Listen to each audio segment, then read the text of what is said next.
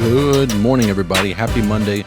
Welcome into the January 13th episode of Hoops Talk with Dave. I'm your host, Dave Smith. I'm going to bring you a recap of everything that happened yesterday in college basketball and the NBA, as well as previewing some terrific action we've got on the slate for this Monday. But starting yesterday, we had some projected top four seeds in action, starting with the Oregon Ducks, a big-time road win over the Penn State Nittany Lions. Jackson Shelstad, 17 points to lead the way for the Ducks there.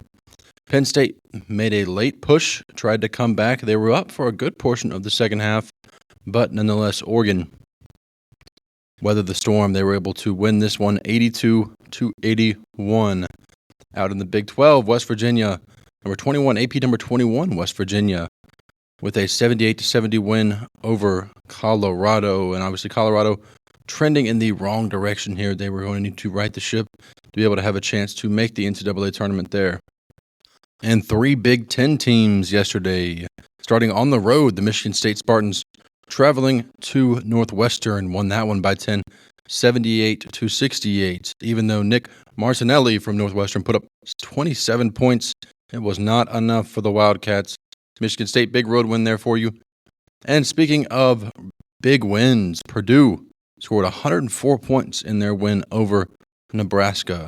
A big-time win there for the Boilermakers, winning 104-68. That brings their winning streak to 5 games. And there are times where this Purdue team looks like the Purdue we've come very accustomed to over the past few years. So definitely one to keep an eye on as we get closer and closer to March. Another team to watch here is the Michigan Wolverines as they defeat the Washington Huskies by 16 points, 91-75. Big game for Vlad Golden there. Of course, we remember him back from Florida Atlantic there as he followed his coach to Michigan. It's a big win for Michigan nonetheless.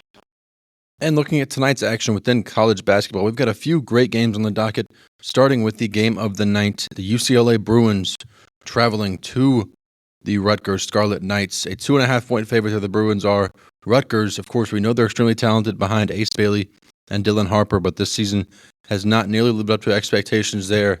And you can expect some changes coming in the offseason, I think, based on what has happened this season, whether that's changes in how they build their roster, changes in the coaching staff, a lot of transfers in and out. There's going to be a lot of changes to this Rutgers locker room, I think, based on the year they've had this year. Nonetheless, UCLA coming into town. Rutgers a big chance to get a nice win for them here. By all accounts, they've pretty much been eliminated from postseason contention, at large postseason contention, I should say, for the NCAA tournament. But it could all start here. If they were able to win out, they would be able to get that at-large spot, but they would have to win every game left on the docket, I would say. Moving over, Minnesota traveling to Maryland. Maryland, a 14.5-point favorite there. Minnesota, by all accounts, has already been eliminated from at-large NCAA tournament contention. So Maryland should be able to cruise through this one easily, but who knows? It is college basketball. We've seen chaos happen. We see it happen every night, I should say. Notre Dame, 11.5-point favorites over Boston College, the Eagles there. Boston College kind of having a down year this year. They'll be looking to put up some points tonight, though. They'll have to put up some points to be able to hang with Notre Dame.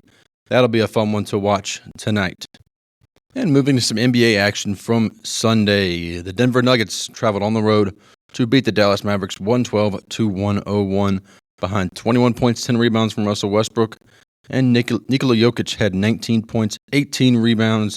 And the Nuggets were able to outscore the Mavericks 33-12 in the fourth quarter. Ended up winning the game by 11. So a massive fourth quarter comeback there for the Denver Nuggets. Over to Boston, where the Celtics hosted the Pelicans. And this one was tight down the stretch. Even though Jason Tatum put up 38 points, CJ McCollum had a floater with a chance to win the game at the end of regulation. It bounced off the rim, and the Celtics were able to withstand quite the push from this Pelicans team. Of course, Zion Williamson back for them. Still no Brandon Ingram. But this Pelicans team, they may have the worst record in the league, but I don't think anyone really thinks that they are the worst team in the league. So they will be one to watch in the coming weeks. New York, the Knicks, took care of business at home, defeating the Milwaukee Bucks 140-106 behind Jalen Brunson's 44 points. And Karl-Anthony Towns had 18 rebounds. And Brunson, he missed part of the third quarter as well, still came back and played, but played less minutes than normal, scored way more points than normal. That's a great combination there. The Indiana Pacers behind 18 points and 9 rebounds from Pascal Siakam, along with Andrew Nembhard with 19 points.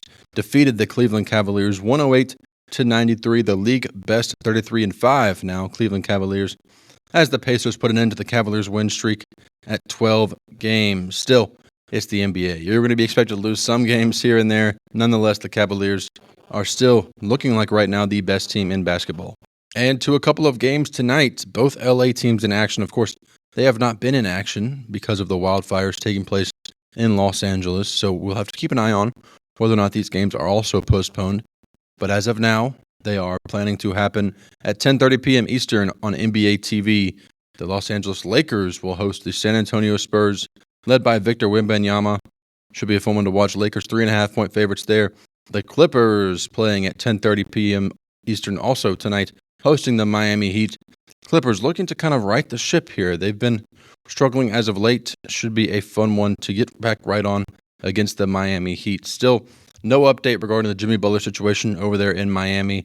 By all accounts, it seems like he is going to get traded, but we're within a month of the trade deadline. We don't know when, where, or how that will take place. Over into Houston, the Grizzlies traveling to face off against the Houston Rockets. And these two teams have been very underrated. The Grizzlies coming in 25-14. Houston is 25-12. It's been a very, very fun team to watch. Both of them really have been, I should say. And so that will be a fun one to watch, 8 p.m. Eastern on NBA TV.